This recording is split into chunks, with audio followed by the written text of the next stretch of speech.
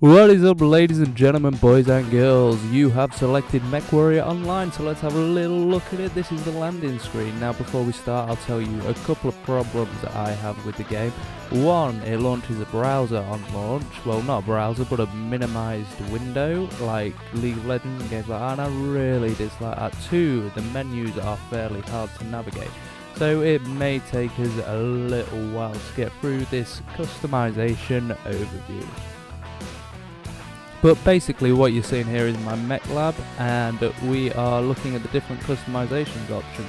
So you have your color selection for all your bumpy bits, as you can see here.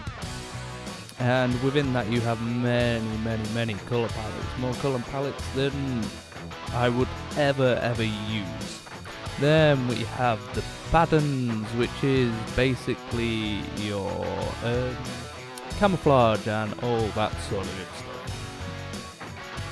So back into the mech menu, as you'll notice a few times through this little overview, there is so much customization, it's ridiculous, but the menus are so hard to navigate when you're not used to them.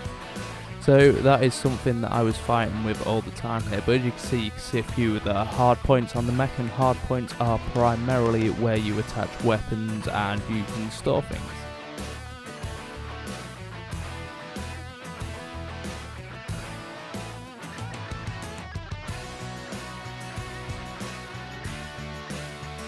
So now we're moving on into the next menu, which is actually where you equip your weapons. So as you can see, your mech has many hard points you can select, and you can equip a whole array of weapons and gadgets and all sorts of things in these. Now obviously each weapon and gadget adds to your weight and affects your mech in different ways, but you can even go down to storing ammo in the legs, so you've got a little bit of extra ammo, but there is downsides to that as well, as if your legs get hit too much, your ammo cache will actually explode and destroy your leg, which is kind of interesting. So now we're moving into cockpit customization. As you can see here, there is various statues you can have within your cockpit, so that is really cool.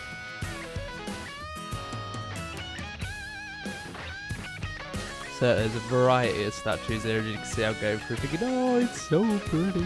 And then we have stuff like dangly dice. So this is all your faction logos and stuff like that you can have dangling. And finally, your emblem, which you can attach to the side of your cockpit to make you look pretty. Not that you'd ever look at it, I don't think so. But here we have the skill trees, and in Mech Warriors you have a separate skill tree for each weight of mech. So as you can see here, we're just having a quick look through them. So you've got the Atlas, the Stalker, all sorts of different mechs under that category. And then on top of that you have your pilot skill tree, which allows you to specialise in different things depending on what sort of mechs you wish to play within the game. So as you can see, the skill trees are pretty damn in depth within this game. So now I get confused a little bit with the menus again. So give me a minute here. I have actually edited out some of the confusion with the menus as well. You might not notice it, but there is a few quick jump cuts where I've edited out little menu confusions, because the menus are really hard to get used to navigating, in my opinion.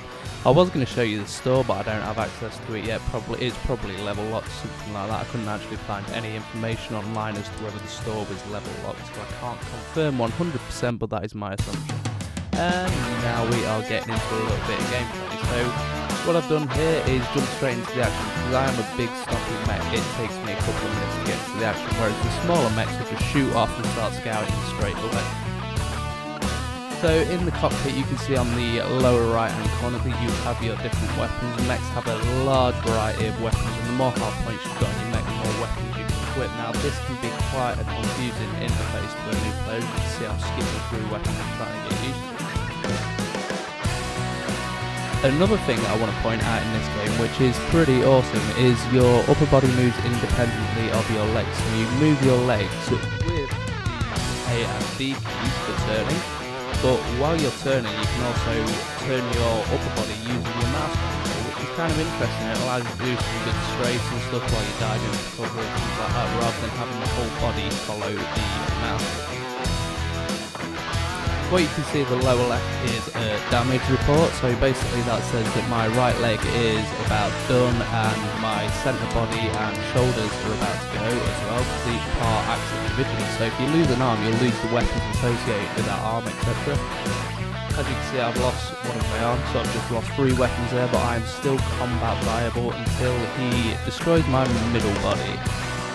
And you get the damage report there. I was destroyed by an ammo explosion because I had ammo in the part that he was focusing. So here you can see some other mech players. This guy's playing a little light mech that can run around real quick and do all sorts of wonderful things, harassing the target, circles, shooting and all that. But this is Mech Warrior. All the mech classes play very, very differently from light to heavy. They all have different movement speeds. Light mechs have less heart points with like weapons and all that sort of stuff. So it adds some really interesting gameplay, and all the weapons affect things differently. As you can see, the movement isn't you hold forward to go at your maximum speed. You can actually toggle your movement speed so you move at max speed or at a lower speed. So it's just a really interesting game, and that's the end of the video. So if you guys want to see my roundup video, then click the back annotation in the menu and we will have a look at Forkin and Mech Warrior online side by side, and I will crown one of them my favourite mech game. Remember to like, comment and subscribe. Let me know if you're playing this and what you think yourself in the comments section below, and I will see you next time.